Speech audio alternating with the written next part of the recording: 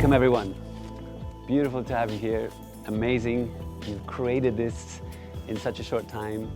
People from Australia, Colombia, Slovakia, Australia again, Scotland, Spain, Persia, England, South Africa, France, Italy, the United States of America, the alien over there, Austria, England, and back to America, correct? Wow. So welcome to the first day of the first wave. You just had yoga with Katka. She said that everybody did some postures, some poses, and then did some breathing. And as the theme is open the channel, and we have so many amazing facilitators here that open the channel in different ways. Of course, without breath, we can only last a few minutes, right? So breathing is one way, so there will be breath work. Water, we have a water alchemist. We have water therapy. It's amazing what's going to happen here. Then we have connecting to the body. We have connecting to the aliens. We have connecting to sound, connecting to feeling. And my job today is to open the channel without going outwards, but going inwards. A friend contacted me the other day, and she's a friend of Dr. Joe Dispenza, and so I've been meditating and meditating and meditating, and I can't seem to meditate, and I just get distracted, and I can't meditate, and I'm really frustrated, am I doing something wrong? And I said, yes, you're meditating. So what does meditate mean? I have a woman that I grew up with. She's an astrologer. She grew up with my mother and traveled around the world, and so she's my auntie. And she says, no, that's not meditating. The only way to meditate is empty mind, Buddhist style. And so then I get a head wobble, and there must be other ways of meditating. So guided meditation, breathing meditation, service meditation. When I used to play football, that was my meditation. I was in action. Yoga is meditation. Cooking, serving is meditation. Whatever you're doing when you're in your flow, that could be channeling. So if we take meditation away, because that might stay in the mind, and everything that I just said is actually happening in the body, where your mind all of a sudden just doesn't think anymore. When you're not believing, you're not doubting. The biggest challenge that we all have right here, and you over there, is doubt. How do you know for sure that what you're saying, what you're doing is the right thing? Right now, how do I even know what I'm saying is right? So don't believe a word I say. Believing is just trusting what I'm saying as if it's true. So don't believe anybody. That goes for religion, that goes for politics, that goes for finances, it goes for anything. It goes even for the food that you eat or put in your body, even for the water, even for the air. Don't believe. Find a way to know, to trust your answer. And that's what I'd like to teach you today, is to connect to your gut instinct feeling, knowing the answer before your mind knows it. There are studies, I can show them to you. Studies that show that the instinct, intuition answer is faster than the mind. So we've been taught in school since a very young age to get out of our magic genius state from about 4, 5, 6 years old, to come into the mind, to decide with thinking, rational decisions. So if you think about it, thinking is using the information you already have for a new situation. It's essentially guessing. Believing is following somebody else's guess. So I'm sure some of you have driver's licenses. And to get a driver's license, you need to do a theory test. You know what's going on. You know what those funny signs on the roads say. And you need to have a practical driving test so you actually can prove that you know how to drive. So thinking and doing, putting together. So let's say if we put it in the body, thinking and feeling. And let's connect it, okay? Some people might go to a tarot card reader or an astrologer or a medium or a physiotherapist or an osteopath or a yoga teacher. And you're just going there and they're telling you what's going on. and you might feel it's right, you might think it's wrong, you might think it's right. You just kind of like, you're lost on other people's expertise. So if we come back to ourselves and we can just sit down and take a second and realize that if we have a thought, we have a feeling that goes with it. So the neuroscientists, they say we have about 80,000 thoughts in our mind, mostly negative, unconscious, constantly. So if I'm conscious, if I'm aware, that means I'm now, I'm in the present. If I am unconscious, then I'm not in the present.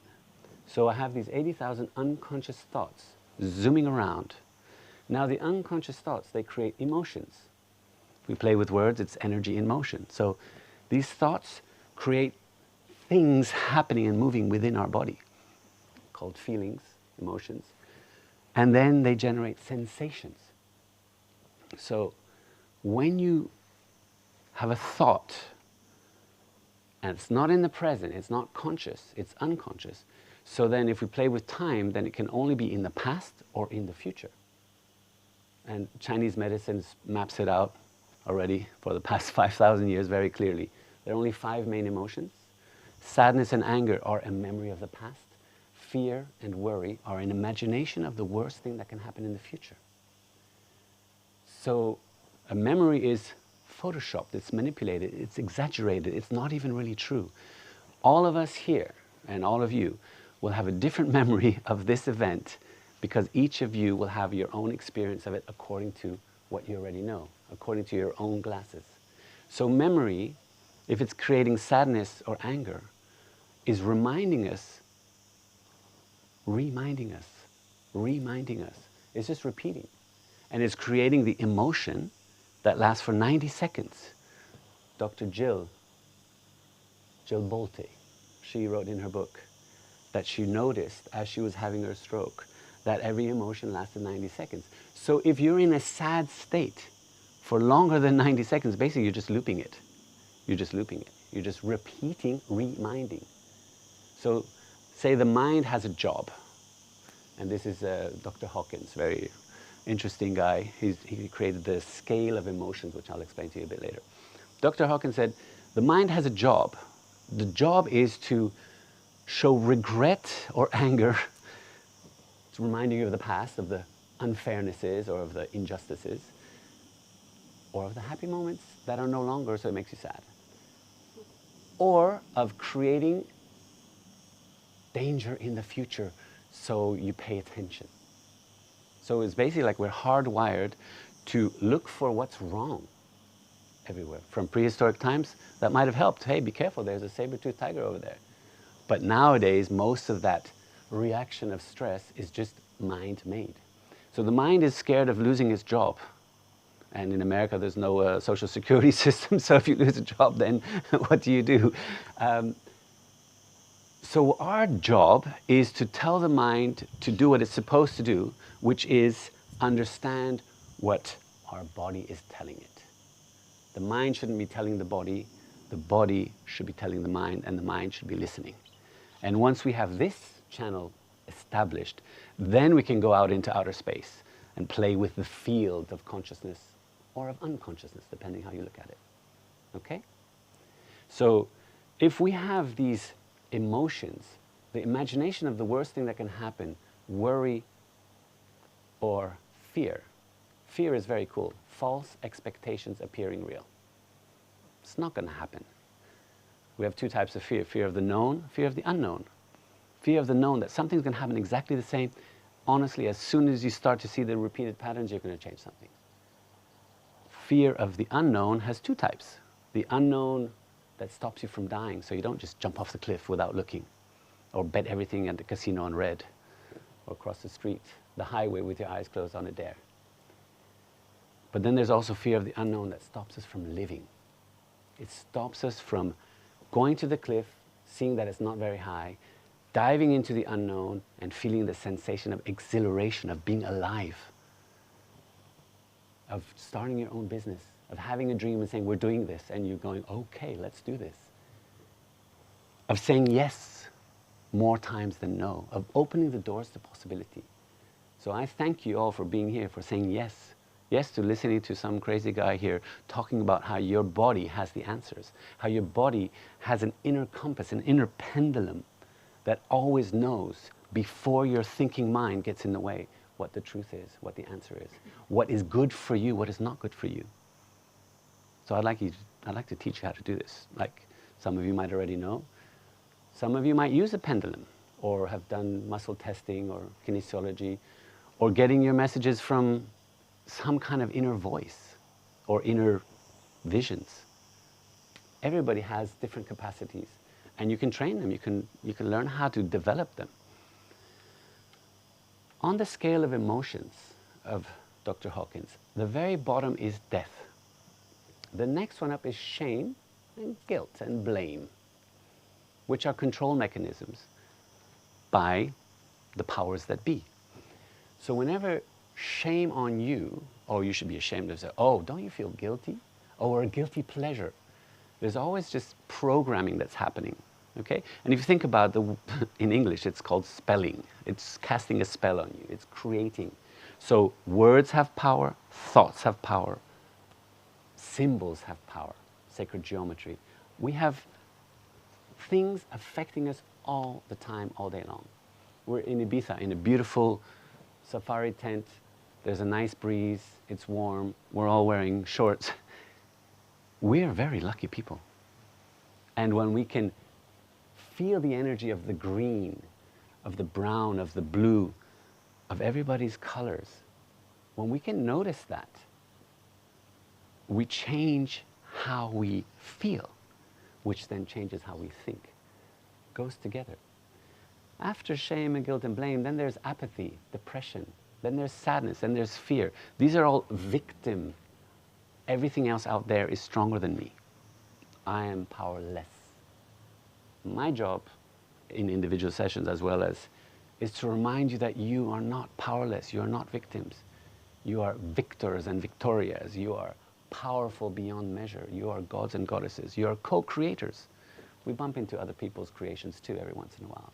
But we have this capacity of connecting to our truth and connecting to everyone's truth. Next one up comes desire, courage, anger, revenge. This is where the victim yin energy comes into the aggressive yang energy. Love is not here, I'm going to go and get me some out there. If I were to give you like a little pyramid, and here would be conscious above and unconscious below, this side would be yin, which would be the sadness and the fear. This side would be yang, which would be the aggressivity, the anger, the revenge. So then we go yin to yang. I feel victim, now I go and I have a party, I take some drugs, I go gamble, I go and find me some love over there, and then I realize it's not out there. So then I come back to feeling guilty, and it's called bipolar. Yin, yang, yin, yang. But when we go up into consciousness, then we have acceptance. We have responsibility, which is the ability to respond. Say, I take responsibility for my part in this. It takes two to tango. Yin and yang, they always go together. So it can never be only somebody else's fault. And nobody else can only them have the power over us. We are letting it happen. So when we go up there, then we come into reason. We come into learning. We come into knowing. And then we come into joy. We come into love. And then we come into enlightenment, which is also a beautiful word. Enlightenment. The light goes on in the mind. We are conscious. Okay? The main problem with all of this is doubt. So I'd like you to close your eyes and listen. And as you listen, feel. Okay? So just close your eyes and just clear away all doubts, all old things. Let's make space for new things. Let's connect to our inner feeling that becomes inner knowing. So I'd like you to feel your body. Just take stock. What's happening inside your body right now? How do you feel right now? Just notice that. You might have to adjust yourself on the seat. Maybe your foot is a little bit this, a little shoulders. Just make yourself comfortable. Really feel your body. And if I were to ask you, where do you feel sadness in your body? Notice sadness. Just create a little sad memory. Feel it in your body. Notice, where is sadness? Where does sadness live in your body? And what sensation is it?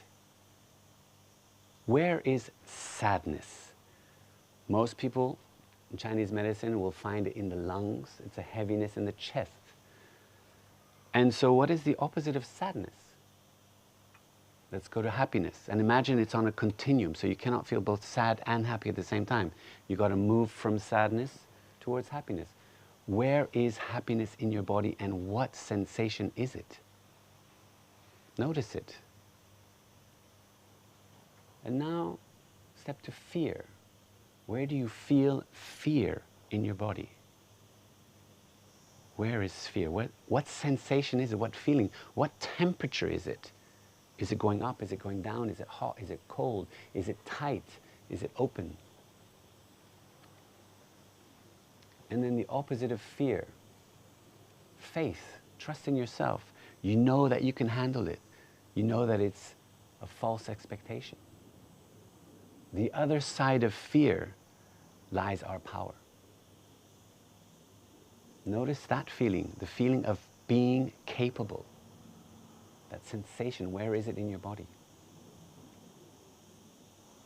And now go to anger. Think of the emoji, of the emoticon of anger.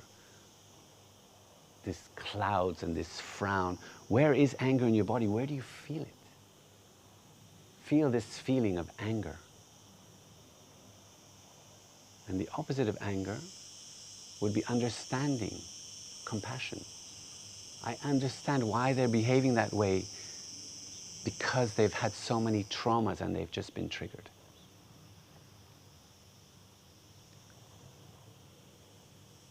Our suffering is coming from those expectations, those attachments, those things that we hoped for that are not. Bob Marley has a nice little song, fool me once, shame on you, fool me twice, shame on me. So in any anger moment, in any angry memory, there must be a gift, something that has made you better, stronger, faster. You've learned, you've grown. So thank you. I was going to say a swear word, I won't say it. And where is worry? Where does worry live in your body? Even the word almost sounds like worry. It's like spinning around in your mind. It's making your stomach, it's ruining your digestion. Where is worry? And of course, the Indians and Einstein, they have the great phrase, if there's a solution, don't worry. And if there's no solution, don't worry. Worrying is like stopping before the stop sign. It means you didn't get your driver's license. It really is pointless. Okay. And where is love? Where is love in your body? What sensation, what feeling is it? It's an inner neutrality, good feeling, upwards feeling. Okay?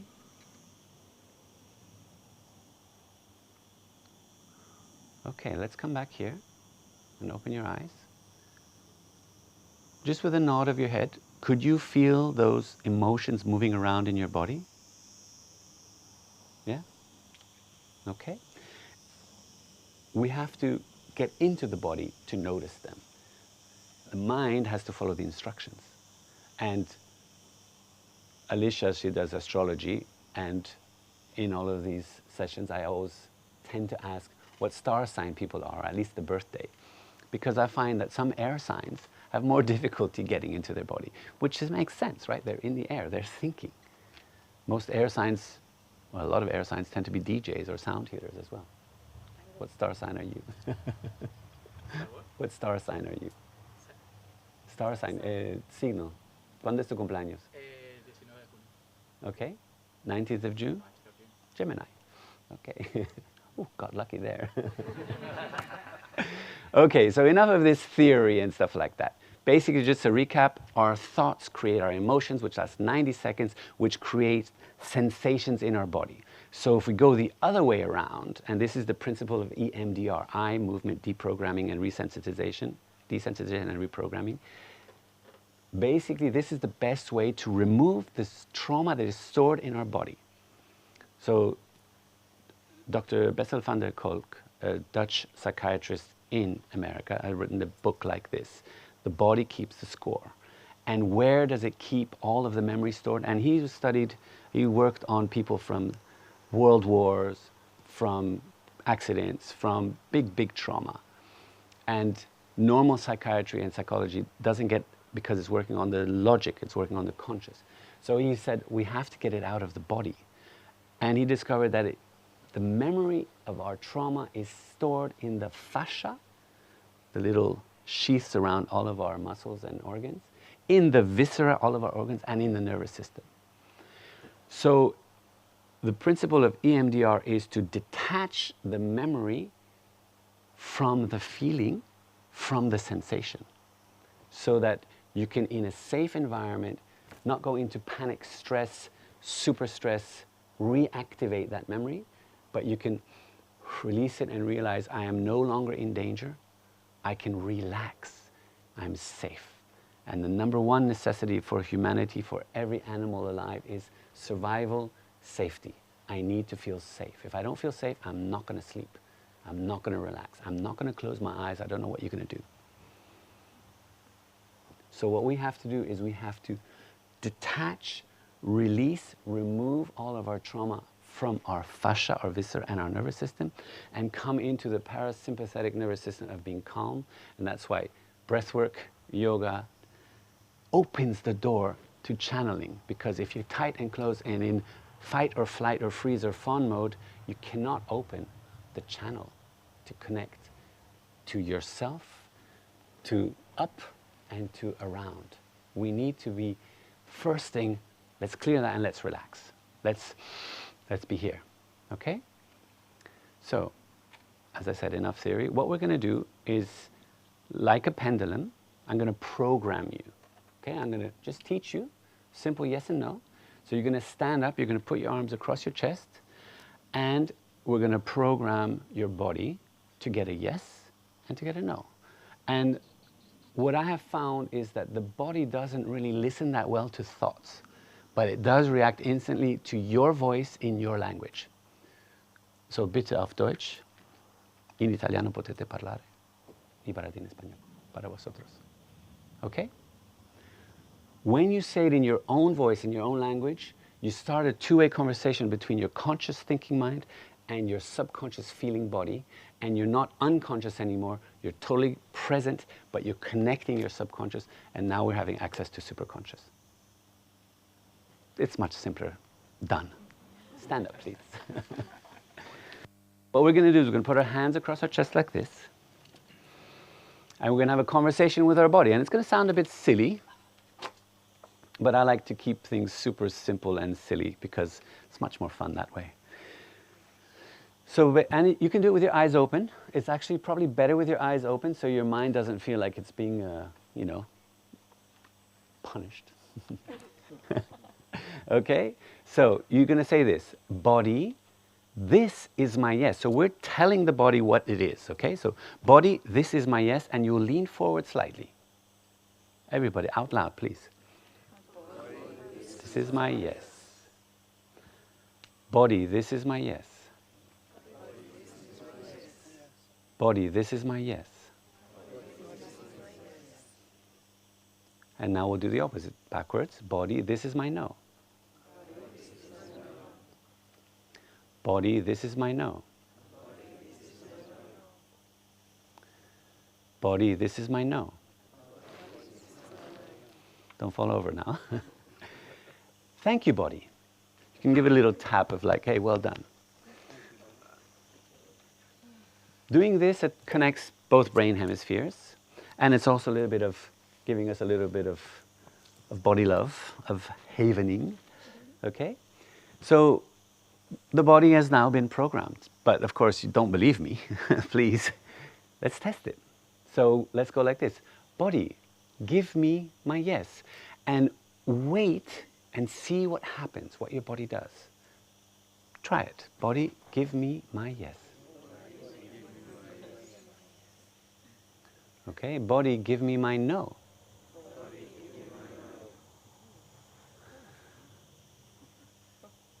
Say, my name is John. Only one person should move forward here. My name is Rob. Okay, everybody else should move backwards and one person move forwards, okay? Now say, I am 23 years old. Nobody should move forward here. Maybe over there. Okay? So, when you start to get this, you start to move away from doubt and you get into interest. Hey, this is strange. Okay, so say your real name. Okay, we'll have a cacophony of languages and sounds here, but say, my name is Melchior. Say your name out loud. Okay? Yeah? Now say a different name. My name is, and say the lie. My name is Peter. Oops. Okay? So, when you start to have this, it's very subtle at the beginning. The more you do it, the stronger it gets. And it starts to open and activate all the other inner voices, sensations, messages, images. Okay? So, let's say this. I am tired. I'm tired. Say I'm tired. I'm tired. Okay? Okay? Say, I need to drink more water. I need to drink more water. Okay? So, any questions that you have, you can use this super simple tool.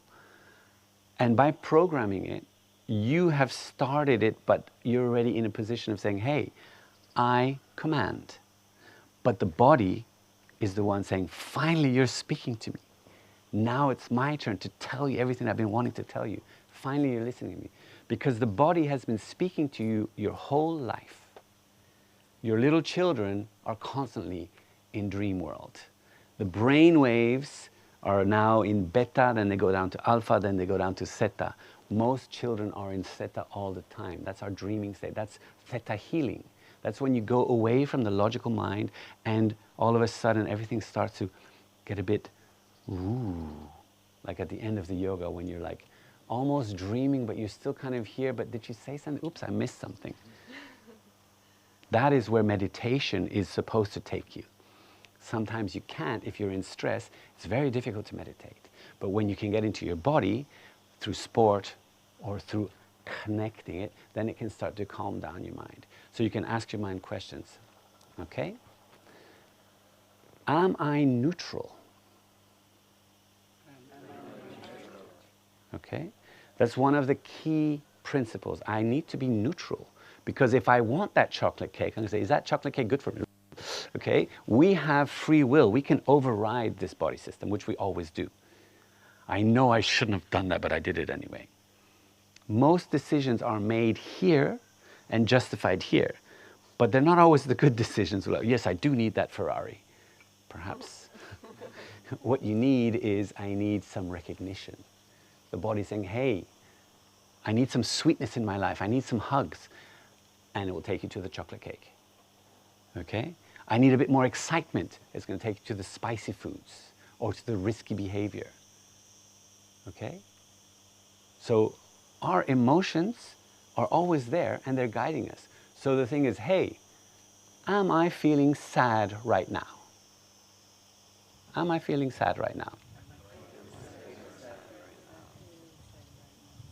Okay? So if you're feeling sad, then basically it's a happy memory that is no longer. So because it's on the same line, sadness is here and happiness is here, If I have the other day I was thinking of my stepfather who passed away 12 years ago, and I was feeling sad. And then I caught myself, and this is the main thing about consciousness, is catching yourself. It's enlightenment, turning the light back on, coming back up from sadness back into awareness, and saying, wow, I actually am sad because I had so many happy memories with my stepfather. So I switched and I felt happy. I kind of, I moved it along. It's not easy to do, and I've been practicing for a long time. But I was amazed at the capacity of stopping it before it got too much. Before it started like a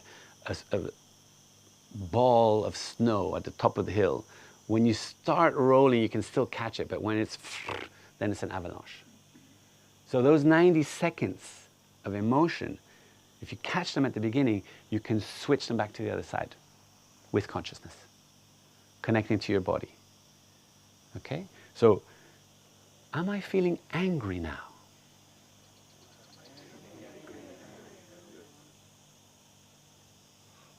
Okay? Am I feeling safe?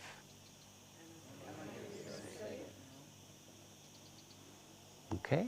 If you're feeling safe, that's one of the, wow, we've got a building block here. Am I worried? Okay? If you're worried, what are you worried about? Is there a solution? Don't worry. Call that person, send that email, sort it out afterwards. A lot of people that have insomnia, it's because they're worrying and it's and it's oh. The solution that I found is write it down. Is there a solution? Yes. What's the best thing that can happen if I do this? What's the worst thing that can happen if I do this? What's the best thing that can happen if I do the other thing or nothing? And what's the worst thing that can happen? And you write those down, because then your thinking, which is very fast, has to come down. It's speaking it, but it's also writing it down. So you have a chance to look back and challenge your memory. Okay? Am I excited?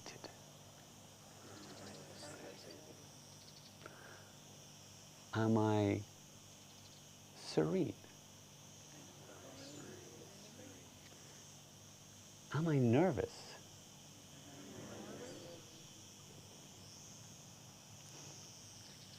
Okay? Over the next days, there's going to be lots of different facilitators, and you're going to learn about things like the energy centers, the chakras. You're going to learn about the aura levels. I work a lot with Chinese medicine and the meridians, which are connected to these emotions. When you connect to your body and you start to sense those energy wheels going with sound healings, with different, all of a sudden you're going to start feeling the energy flowing through your body. And some people might have some catharsis. Some people might feel, oh my God, what's happening here? But at the end of the day, what's happening is you are waking up. You're opening the channel, and you're going to feel it in your body, because you can't feel it out here. You have to feel it in here. And when you can feel it in here, then you start to connect and you get those messages. So say this one now. And the reason I always do this is kind of like, this is the question mode. So I'm neutral, I'm connected, and say this. I am connected. My channel is open.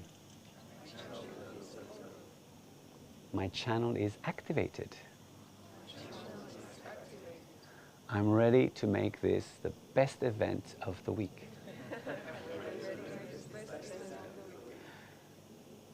And I'm ready for all future events as well.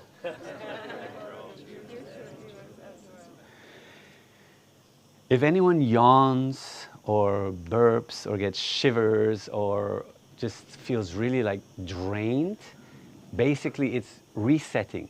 It's called neuroplasticity.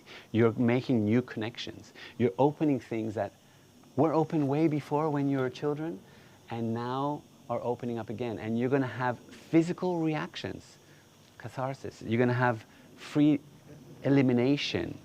You might afterwards start to like go like this, And there's a technique called TRE, which is connecting to the animal system of releasing stress. So say a deer is walking around and there's a jaguar over there and it escapes. So it gets sympathetic nervous system, extra adrenaline, and escapes.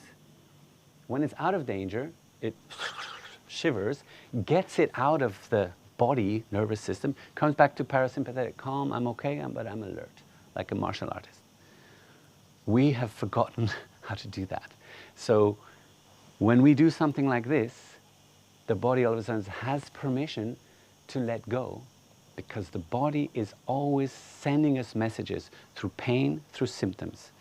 It's a recording device, but it's also a communication device. We are receivers and we are emitters. Okay? So when we connect this conscious thinking mind to this subconscious feeling body, it's all of a sudden it's like everything becomes clearer, and we have these yes and no answers. For a menu of the restaurant, should I eat this or should I eat that? The body knows. The body has a key. So ask your body, and you will start to make life much, much simpler for yourselves. Any doubts you have, ask the body. Again, stay neutral, stay centered, check if you're connected. At the beginning, always ask yourself this. My name is, am I centered? Am I connected? Can I ask these questions? Okay, I'm ready to go. Okay? Do you all feel connected?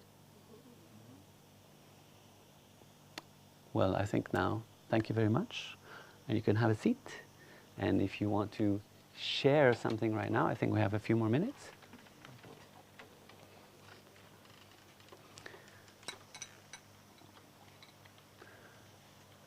I think there was a microphone someplace, or? Right there.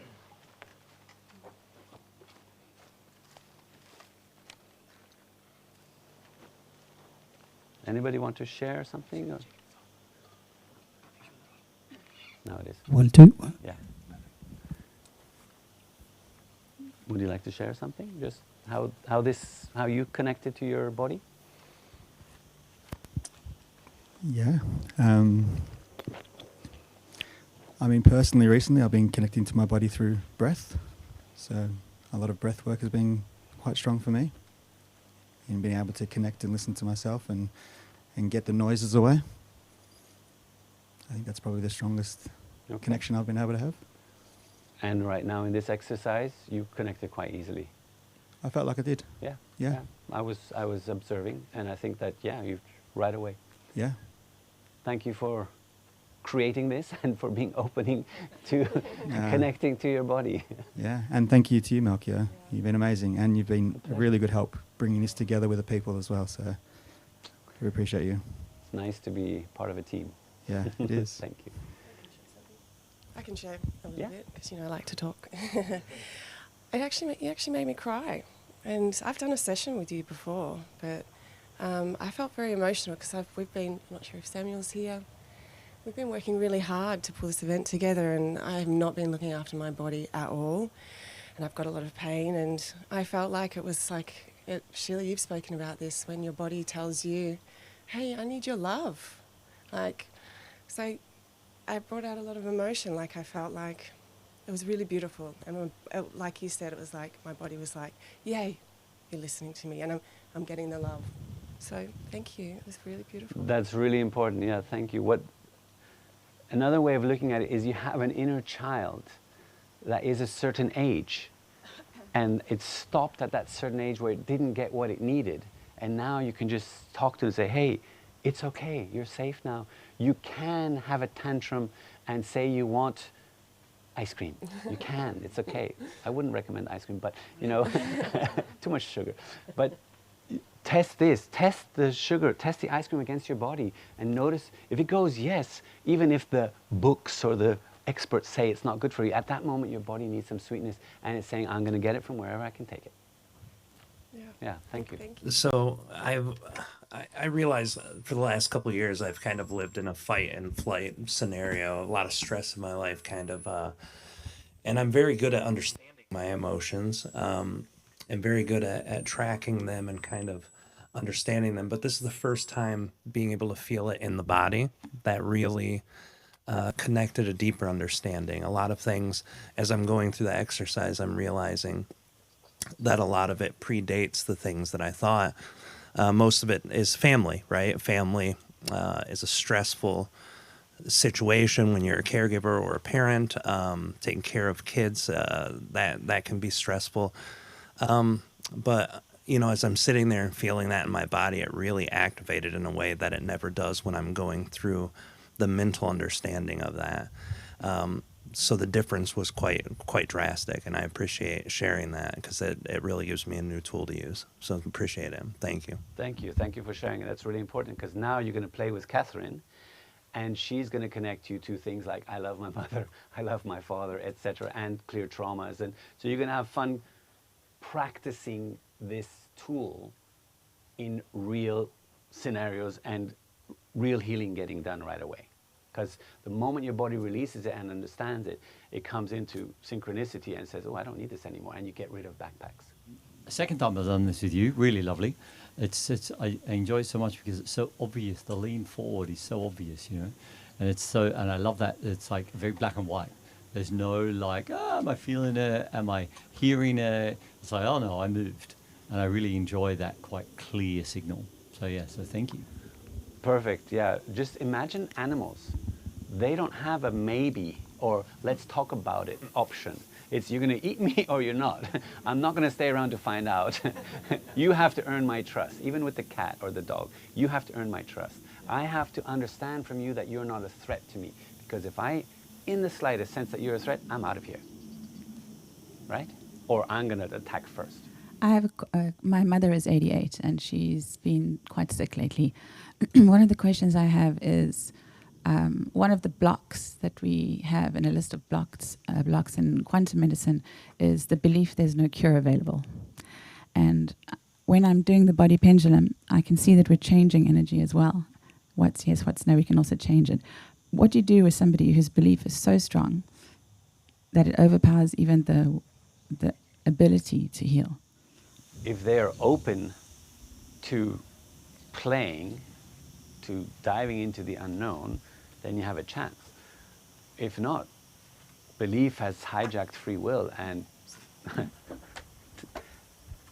the final solution is death. There are no more problems after that in this body. You keep telling her. I asked your mother, I said, would you like some help? I will walk you to the beach and we'll walk you into the water and then we'll see if you really want to live or not. The further we go in, I might help her a little bit. This is not my boyfriend. Faith, belief, blind trust in what the leader says makes people do crazy things. You have car bomb terrorists, you have kamikazes, you have people willing to believe that this one is not the real one, that the 1,000 virgins up there are the real one. You cannot fight against that with reason, with proving if they're open to it, but if not. Our job is not to save everybody. Our job is to at least be connected ourselves and let's say, hey, we're living this experience. Let's share, let's leave it a little bit better than it was before. And let's see if we can sort out at least our issues. And when we sorted out our issues and we raise in that level of consciousness, then we realize that the biggest gift that we can do is for us to be aligned in our thinking, in our speaking, in our actions, and in our feeling, and that creates coherence, and we become a shining light, and everybody around us starts to feel better, and we're helping them and they're helping us, because in numerology, the number 11 stands for I see God in the mirror, which means that you cannot see yourself as God because you don't have a mirror. So we need the mirror, which is another person, to recognize that we are God and they are God. This might be a bit woo-woo, but it really feels right. I don't know if I've got something on my face if I don't have a mirror or somebody doesn't tell me. So that means I don't know that I am God, and that's why this whole reincarnation thing is happening. I want to know that I'm not God so I can remind myself that I am God, because if not, it's getting boring up here. Ancient Indian wisdom. Somebody else? John. Easy. I really I resonate what you said. In one of the most important things is connect with yourself, and actually connect with yourself. I realized that I just enjoying what you are doing anytime. For instance, if you are having your breakfast and then you are tasting it, and then it's when you are present, it's when you are God in essence. You know, when we are distracting, is when actually we are working from our disconnection. That is actually the self in a sleeping mode, when we are in this Unconscious. unconscious. But I resonate a lot with what you said, and then thank you so much for it. Thank you, John. You just reminded me of a Zen koan. The student asked the Zen master, how do I know enlightenment? And the master says, before enlightenment, I drink my tea. After enlightenment, I drink my tea. Presence, being here and now. That unconscious is not conscious. It's under, right? So it's disconnected. When we are conscious and aware and feeling, it's like conscious plus subconscious, which is happening all the time. When we connect it, it becomes super conscious, and it's like, wow. And then you start to realize, actually, I am not hungry. I don't have to eat at this time, at this time, and at this time, and snacks in between. I don't have to follow what one scientist says over the other. I need to know myself.